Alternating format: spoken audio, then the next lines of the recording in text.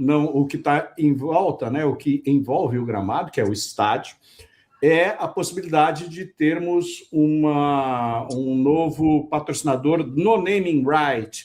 Confere. O acordo com a BIS vai até quando, Alex? Então, o acordo do São Paulo com a Mondelez vai até dezembro deste ano. E eu até conversei com uma pessoa da Mondelez, que tem sempre me falado sobre essa relação, e pelo que eu pude entender de conversa, ele não quis ser áspero, mas ele falou que praticamente não deve renovar, que a relação, o custo-benefício da empresa não foi muito bacana, eles querem retirar também o campinho ali do futebol, então eles querem focar em outras ações, e, né, querendo ou não, os últimos acontecimentos também, e até essa pessoa me deu um exemplo, manchetes dos jornais estavam venda de camarotes ilegais no estádio do Morumbis. Então, a empresa entende que não deve dar seguimento, que vai cumprir o contrato, não vai ter quebra de contrato nem nada nesse sentido, mas que vai manter esse contrato até dezembro deste ano. Só que aí o que acontece? Já na temporada passada, o Casares, que ele estava sempre tentando, né, com os patrocinadores, com os parceiros, renovar até o centenário. E aí ele entrou em contato com a Mondelez para, e aí, vamos conversar para uma renovação, a gente quer manter vocês até, quem sabe, um centenário. E aí ele já viu que já uma sinalização não tão positiva assim da Mondelez.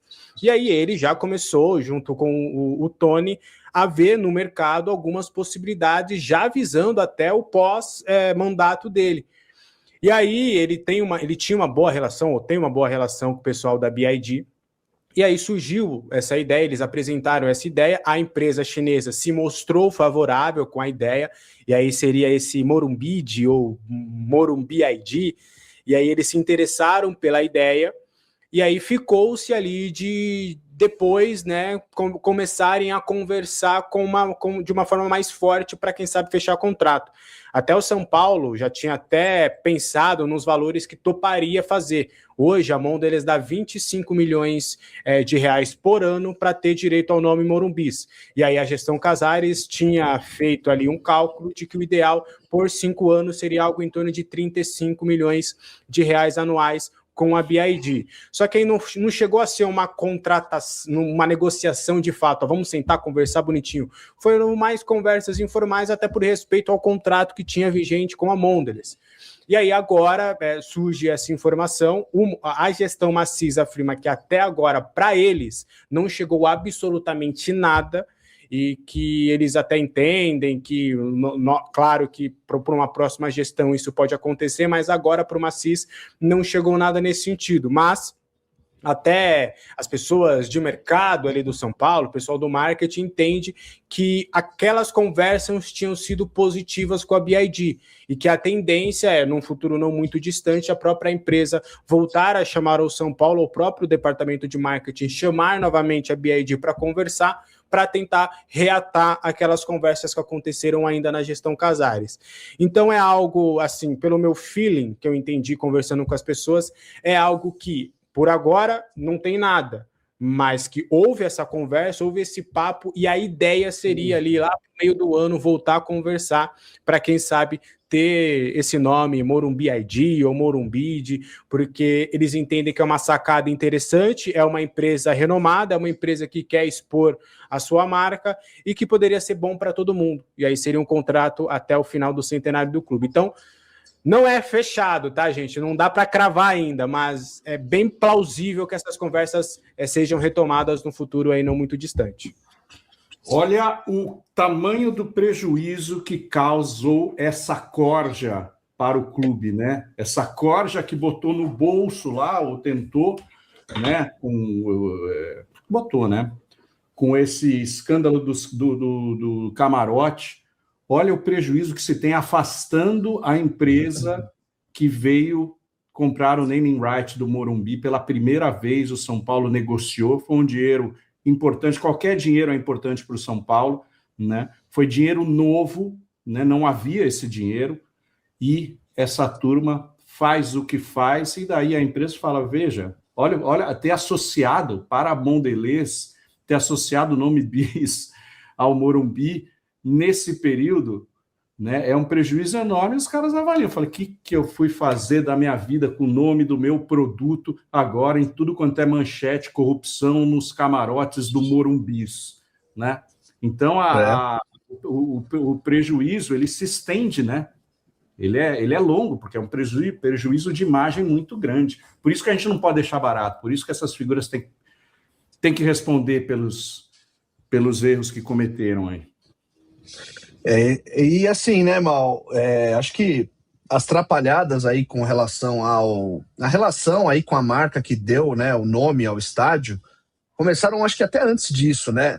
Toda aquela demora da instalação do letreiro, né? O Casares, que era tão bem relacionado com prefeitura, com o governo do estado, podia ter feito um trabalho melhor, né, para assegurar que logo depois da retirada, né, do leilão que houve do letreiro original, né, da fachada, era já para ter o nome ali da marca estampado, e ficou muito tempo, depois posso procurar ali, a Mondelez pagando pelo naming rights e não tendo a marca exibida ali na fachada.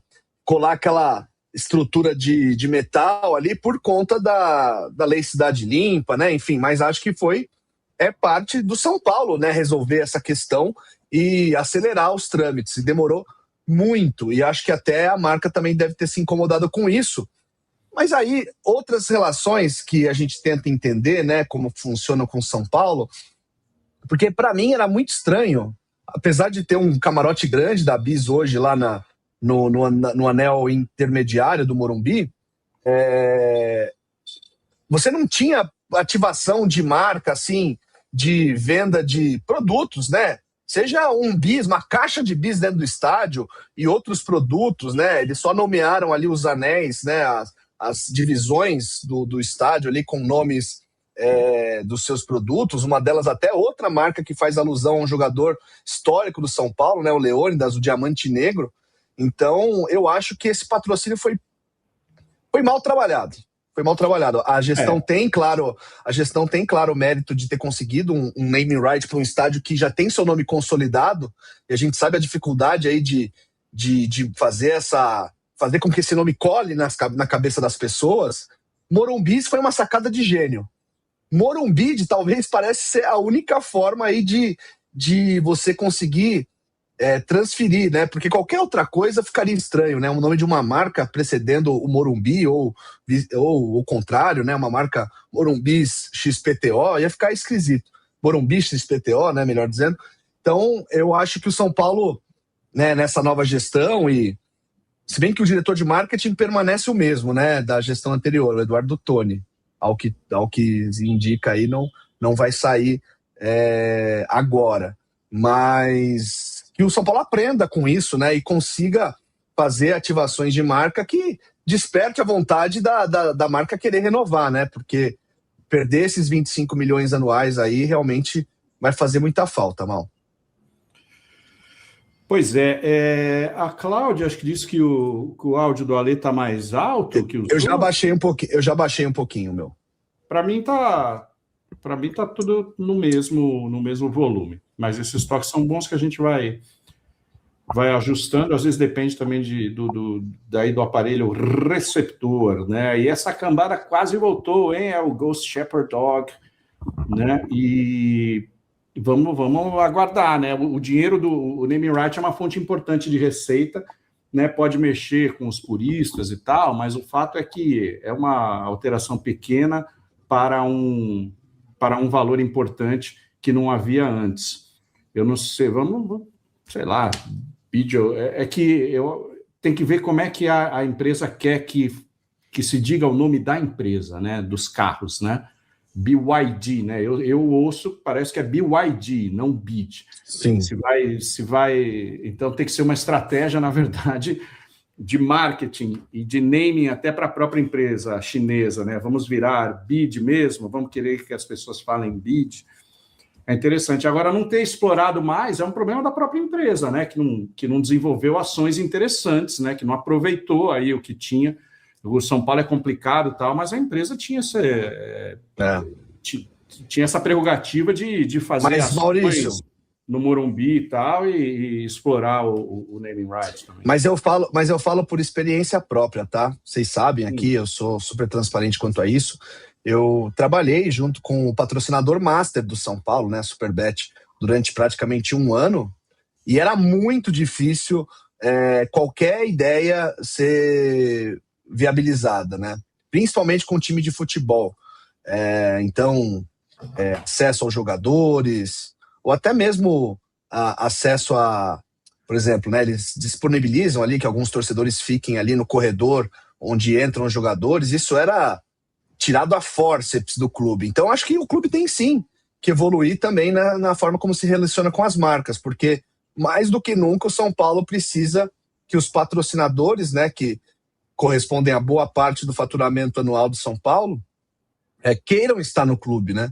Imagina, daqui a pouco a própria Superbet desiste aí, né, de patrocinar o São Paulo, queira romper o contrato antes, né? Tudo é possível, acho que nesse mundo das bets, né, de patrocínio, né, muita grana que entrou, agora tá rareando, aí eu acho que vão sobreviver poucas. Aliás, por falar nisso, né, por falar em contratos com bet, não sei se o Alex conseguiu apurar, mas assim, vamos lá.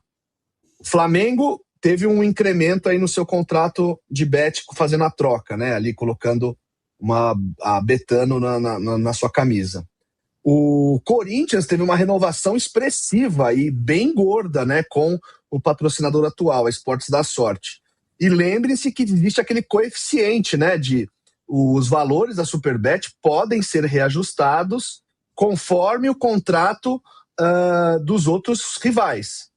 Talvez só falte o Palmeiras aí ter um reajuste, mas tendo o Corinthians e tendo o Flamengo, pode ser que a Superbet tenha que botar um quequé a mais aí no próximo ano, né, Alex? Então, eu tive acesso à minuta do contrato na época, e se não houve nenhuma alteração, não tem nenhuma pegadinha.